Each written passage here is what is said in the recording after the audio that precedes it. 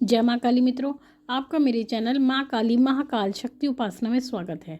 मित्रों, अगर आप मेरे चैनल पर नए हैं तो आप मेरे चैनल को सब्सक्राइब कीजिए, लाइक कीजिए, शेयर कीजिए। साथ ही नोटिफिकेशन बेल को भी प्रेस कीजिए जिससे मेरी आने वाली वीडियोस का नोटिफिकेशन आपको तुरंत मिल जाए।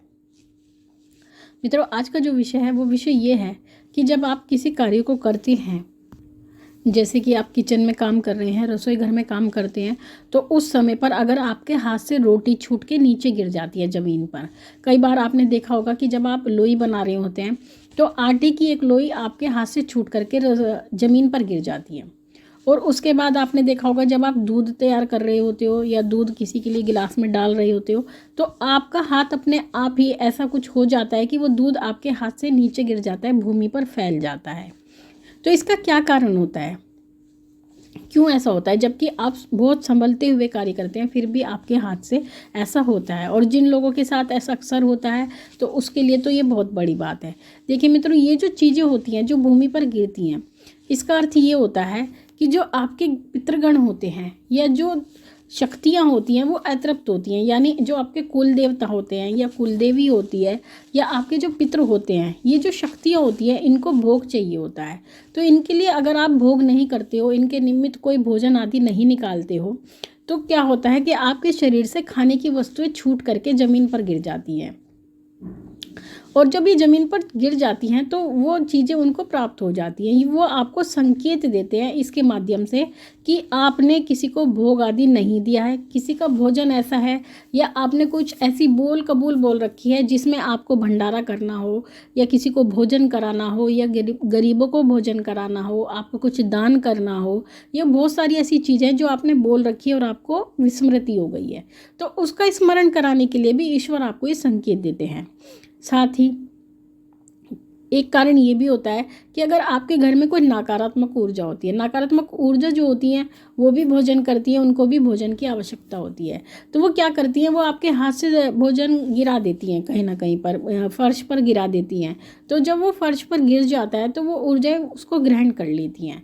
तो इस कारण से भी भोजन आपके हाथ से छूटकर गिर जाता है। उसमें कोई भी भोजन हो सकता है, खाने की रोटी भी हो सकती है, दूध भी हो सकता है। मेनली तो खाना ही होता है, यानी रोटी ही होती है और दूध ही होता है, जिसके कारण वो उसको ग्रहण करती है। चावल भी गिर जाते हैं कभी कभी आपके हाथ से। तो उसका यही कारण होता है कि वो शक्तियाँ भोजन ग्रहण करती हैं।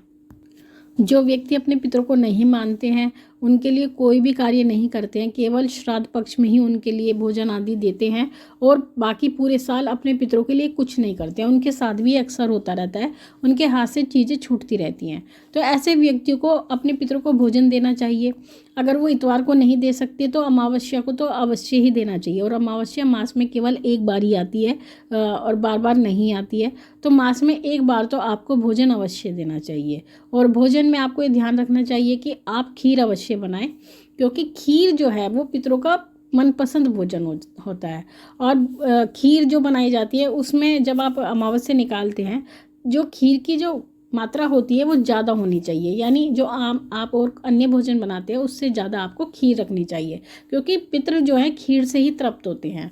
तो ये आपको ध्यान रखना होता है। साथ ही अपने जो देवी देवता है जिनकी आप पूजा करते हैं, अगर आपके इष्ट हैं और आप उनको भोजन नहीं देते हैं, यानी भोग प्रसाद नहीं लगाते हैं, तब भी आपके साथ ऐसी परिस्थिति होती है। तो आपको अपने इष्ट देव को भी भोग प्रसाद जरूर देना चाहिए। उसके लिए आप कोई दिन भी निश्चित कर सकते हैं। वो आपके सप्ताह में एक बार भी हो सकता है, मास में एक बार भी हो सकता है। तो उसके लिए भी आपको दिन निश्चित करना चाहिए, तभी आपके जो देवता हैं वो तृप्त होते हैं। क्योंकि अगर आप खाली ऐसे ही पूजा करते रहेंगे, बिना भोग दिए आप पूजा करते रहेंगे, तो उसका इतना अच्छा फल नहीं होता। क्योंकि शक्तियों को भी ऊर्जा की आवश्यकता होती है, जिससे वो ऊर्जाएं ग्रहण करती हैं। जैसे हवन के माध्यम से देवता ऊर्जा ग्रहण करते हैं। आपने देखा होगा जब हवन होता है तो जो अग्नि की ऊर्जा यानी जो धुआं निकलता है, ऊर्जा निकलती है, वो ऊपर ब्रह्मांड में जाती है और उसको देवता ग्रहण करते हैं। जो मंत्रोच्चार होता है उसकी ऊर्जा देवता ग्रहण करते हैं और उससे उनको बल मिलता है।